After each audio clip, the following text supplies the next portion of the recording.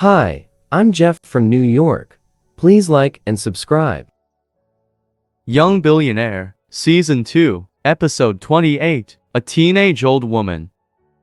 Hey beautiful, here's your beef soup, Said the owner of the diner as he brought a steaming bowl of soup over to the girl. Jeff was surprised as he thought. The girl didn't even give her order. How did the waiter know what she wanted to eat? The owner smiled as he put the bowl down in front of her, and then he turned to go back to his work. The girl picked up a spoon and took a sip of her broth. Her eyebrows knitted together, and she emitted a loud Yuck! and pushed the bowl of soup off the table. What kind of soup is this? It's terrible. Get me another bowl. She ordered aggressively. Why did you have to do that? The owner said when he saw the mess of beef soup and the broken pieces of the bowl all over the floor. You need to control your temper. You can't come into my diner, tell everyone that my soup is bad, and then smash my bowl. You'll ruin my business. The teenager raised her gaze to look at the man as she said. Are you talking to me? The coldness of her gaze made him shudder. Her hand gripped her fork, seeming to want to stab the man with it. Jeff, who was sitting nearby, watched the scene and felt his heart tighten. He had already witnessed this girl's terrifying strength. If she were to use this fork on the man in some way, he would at the very least be severely injured.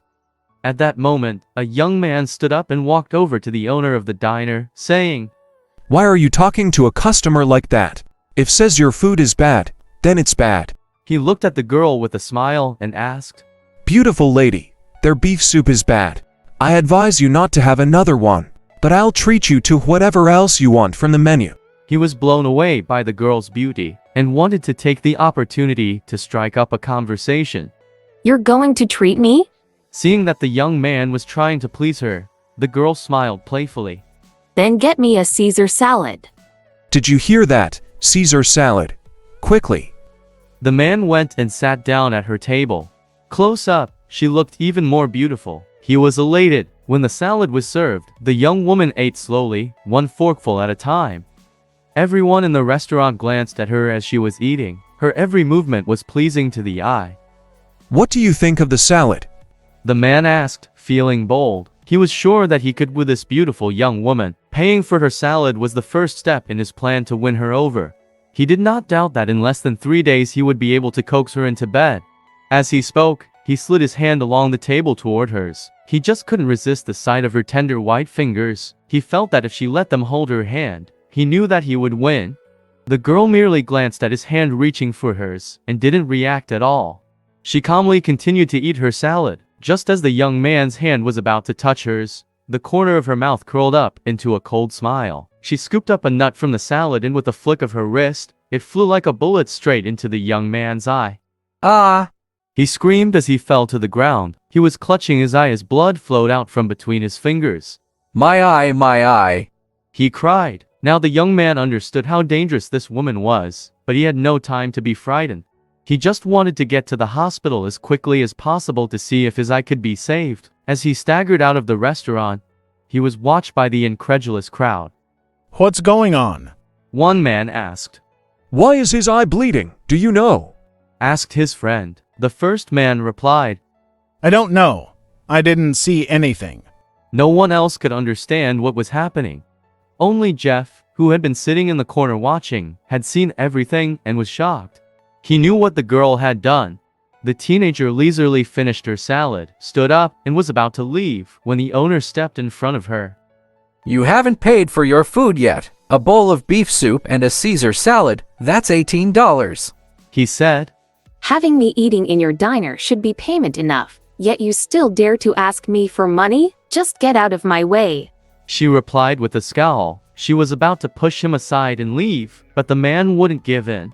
He remained standing in front of her and said, Hey girl, where are your manners? What makes you so special that you don't have to pay for what you've eaten? One of the other customers piped up.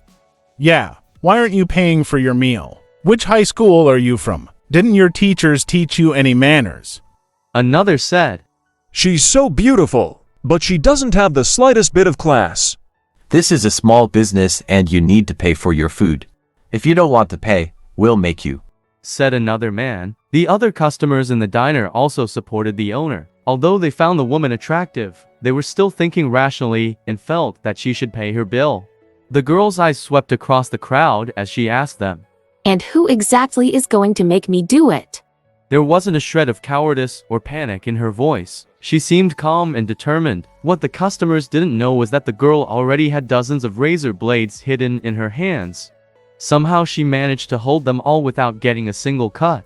Jeff spotted the flash of the blades in her hands and had a terrible premonition that everyone in the shop was about to die. Let me help her to pay, He said without any hesitation as he squeezed through the crowd and rushed in front of her. It's only $18. I'll pay her bill, and mine as well. Jeff said to the diner owner with a smile.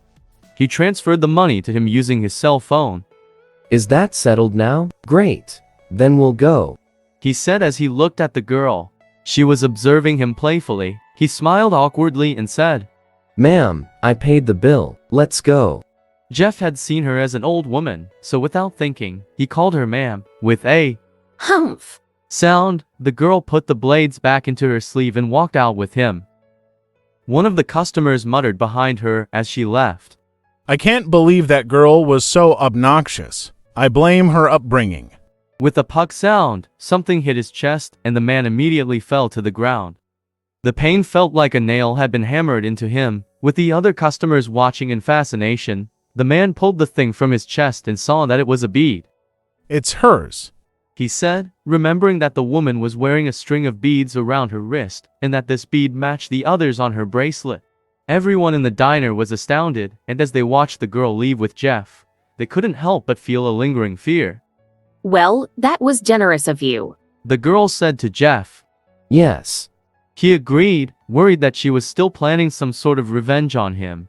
The more he looked at the adolescent walking beside him, who now resembled a high school student, the more astonished he became. How could she have turned from an old woman into a young one? Standing next to her, he felt deeply uncomfortable.